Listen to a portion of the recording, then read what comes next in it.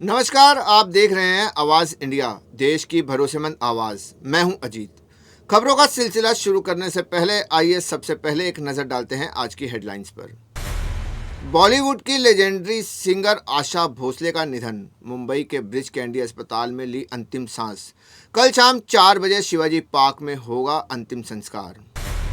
महिला आरक्षण बिल पर पीएम के पत्र पर खरगे का पलटवार। कहा, बिना जानकारी क्यों बुलाई संसद सत्र। अमरनाथ यात्रा 3 जुलाई से 28 अगस्त तक होगी। उप राज्यपाल मनोज सिन्हा ने जानकारी दी। देहरादून कॉलेज फंक्शन में मासूम शर्मा का विवादित व्यवहार, पुलिस ने शुरू की जांच। अब खबरें विस्तार से। सुरों की मलिका और दिग्गज सिंगर आशा भोसले ने दुनिया को अलविदा कह दिया है। मुंबई के ब्रिज कैंडी अस्पताल में 92 साल की उम्र में कार्डियक अरेस्ट से उनका निधन हो गया है। उनके शरीर के अंगों ने काम करना बंद कर दिया था। उनका पार्थिव शरीर सोमवार सुबह 11 बजे से दोपहर 3 बजे तक उनके निवास पर अंतिम दर्शन के लिए रखा जाएगा और शाम 4 बजे राष्ट्रीय सम्मान के साथ शिवाजी पार्क में अंतिम संस्कार किया जाएगा।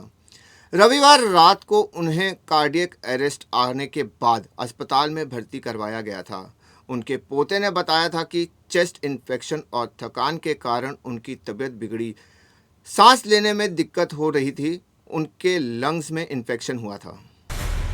केंद्र सरकार महिला आरक्षण बिल को तेजी से पास करने के लिए एक्टिव है। प्रधानमंत्री नरेंद्र मोदी ने विपक्षी दलों से समर्थन मांगते हुए पत्र भी भेजा है। इस बिल का उद्देश्य 2029 से लोकसभा और विधानसभाओं में 1/3 सीटें महिलाओं के लिए आरक्षित करना है। पीएम के पत्र पर कांग्रेस अध्यक्ष मल्लिकार्जुन खड़गे ने प्रतिक्रिया दी और कहा कि सरकार राजनीतिक फायदे के लिए बिल को जल्दबाजी में लागू कर रही है।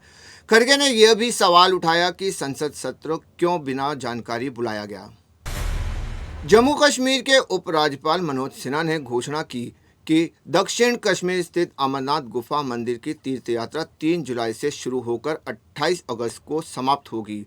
यानी यात्रा कुल 57 दिन चलेगी। यात्रा 13 से 70 वर्ष आयु के श्रद्धालुओं के लिए होगी और रजिस्ट्रेशन 15 अप्रैल से अनिवार्य रूप से शुरू होगा। यह निर्णय श्री अमरनाथ जी श्राइन बोर्ड की बैठक में लिया गया।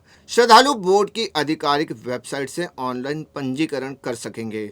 उपराज्यपाल ने कहा कि यात्रा की तिथियों और रजिस्ट्रेशन प्रोसेस में सभी सुरक्षा और सुविधाओं का ध्यान रखा जाएगा।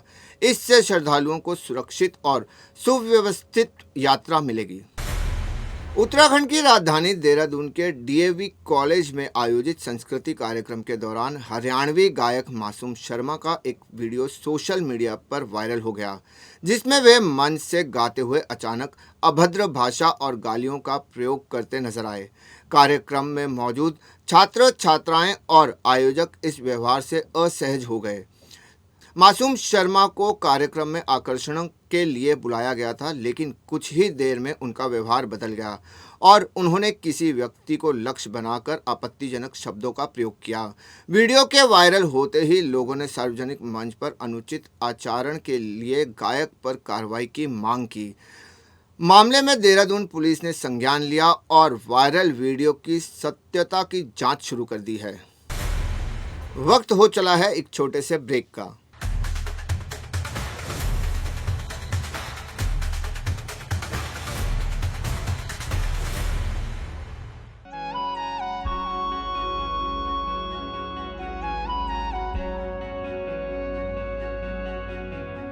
आवाज इंडिया,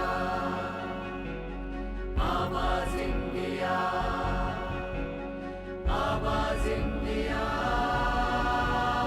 आवाज इंडिया, इंडिया, इंडिया, आवाज इंडिया।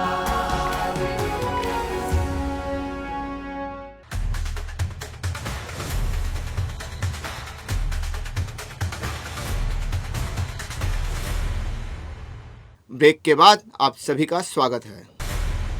मध्य प्रदेश के देवास जिले में शनिवार देर रात एक तेज रफ्तार कार अनियंत्रित होकर पलट गई। इस हादसे में 3 लोगों की मौके पर मौत हो गई और एक व्यक्ति गंभीर रूप से घायल हो गया। हादसा देवास भोपाल हाईवे के नेवरी फाटा के पास हुआ और कार पूरी तरह क्षतिग्रस्त हो गई।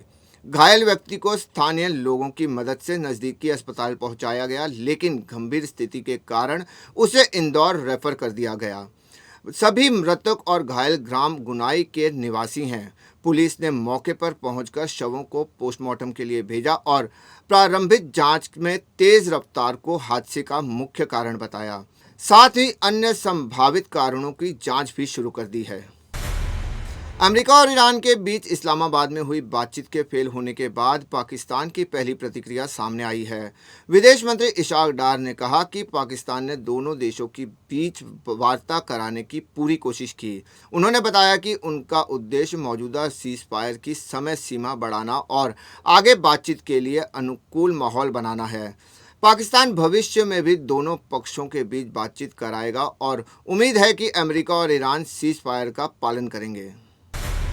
समय रैना ने अपना comedy special show still alive release करते हुए रणवीर इलाहाबादिया पर तंज कसा था, जिसमें उन्होंने पेरेंट्स पर किए गए आपत्तिजनक जोक और अन्य विवादों का जिक्र किया। इस दौरान उन्होंने कहा कि रणवीर ने उन्हें एक ही सवाल बार बार पूछा और इसके लिए जिम्मेदारी उन्हीं पर डाल दी।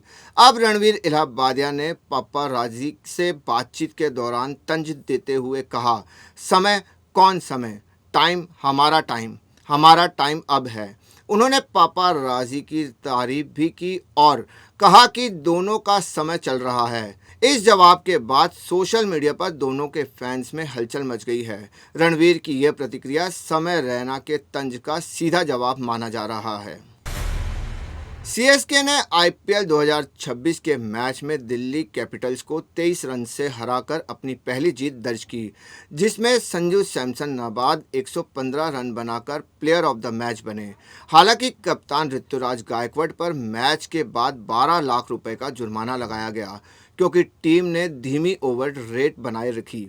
बीसीसीआई ने स्टेटमेंट में बताया कि यह टीम का संस्करण का पहला अपराध था और आईपीएल की आचार संहिता के अनुच्छेद 2.22 के तहत जुर्माना लागू किया गया। कप्तान ऋतुराज पर यह जुर्माना इसलिए लगाया गया क्योंकि ओवर रेट कम रखने की जिम्मेदारी उनकी थी। देश और दुनिया की बड़ी खबरों में फिलहाल के लिए इतना ही। जुड़े रहिए आवाज़ इंडिया के साथ, तब तक के लिए नमस्कार।